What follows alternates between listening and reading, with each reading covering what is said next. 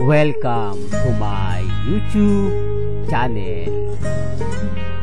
Kung bago ka lang sa channel na to at true-blooded Aldab Nation ka, tama po ang channel na pinuntahan mo.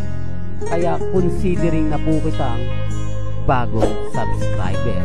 At huwag mong kalimutan pindutin yung bell para lagi po kang updated sa bagong video na ilalabas ko. Salamat po sa iyong pag-click sa channel na to. Welcome back mga kaaldab. Ito na naman po ang inyong lingkod, si Mr. Destiny, at magbibigay tayo ng pinakamagandang update po ngayon sa social media. Ito po yung latest post na in-update ni Daddy Bay. Nakapagtataka naman po, no? Yung post niya na nasa US po sila.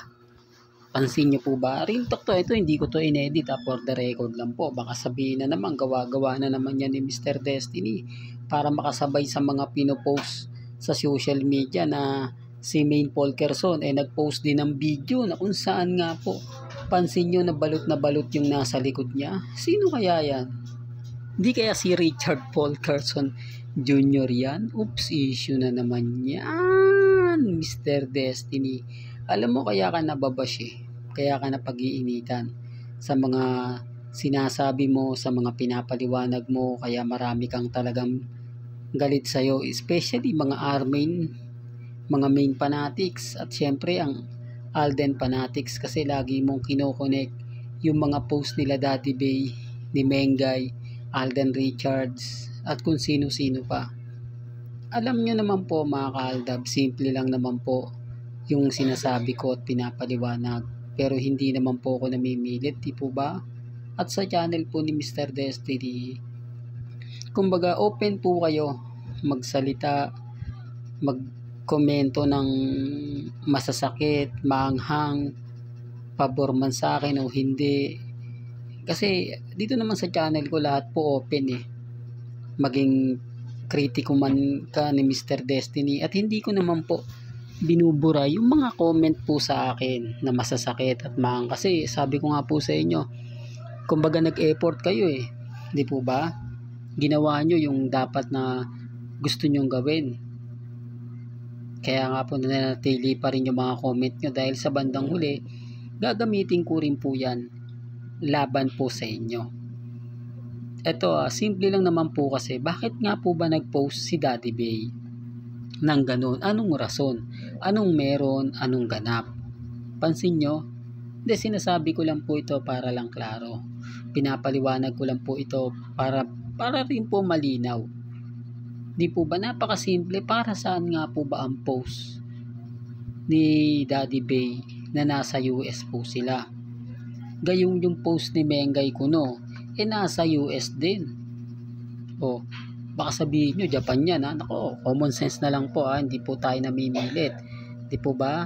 Sabi ko nga po sa inyo, kumbaga karapatan po ninyo ano man yung maging reaksyon ninyo, maging komento ninyo. Hindi ko po yan pipigilan, hindi ko po yan babasagin, kasi alam ko naman lahat ng sabihin ko rito magiging bitter lang po ako. Lahat ng ipaliwanag ko, lahat ng sabihin ko, alam ko hindi rin po nila tatanggipin. Pero tignan nyo naman po yung post ni Daddy Bay.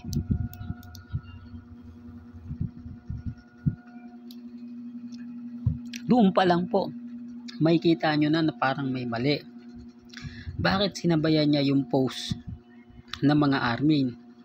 Bakit ngayon siya nag-post? Po pwede naman pong kahapon, po pwede naman po nung isang araw. Pero bakit nga po ba ngayon ang naisipang i-post ni Daddy Bay na parang may mali? Di po ba? Parang kumbaga kung kailan po nag-post sila Mengay, ngayon din nag-post si Daddy Bay. Doon pa lang mapapaisip na po kayo Doon pa lang masasabi nyo na parang may mali. Parang tama naman si Mr. Destiny, kasi kung titignan mo mapapaisip ka talaga. Di po ba? Pero gaya na sinabi ko, hindi po ako namimilit. May kanya-kanya tayong pananaw at opinion. Ang sa akin lang naman po, binibigyan ko po kayo ng konting idea. Binibigyan ko kayo ng kumbaga konting update. Although sabihin ng iba, komento ng iba na ganito ganyan, hindi po ako namimilit. Lagi kong sinasabi yan kasi maraming bitter eh.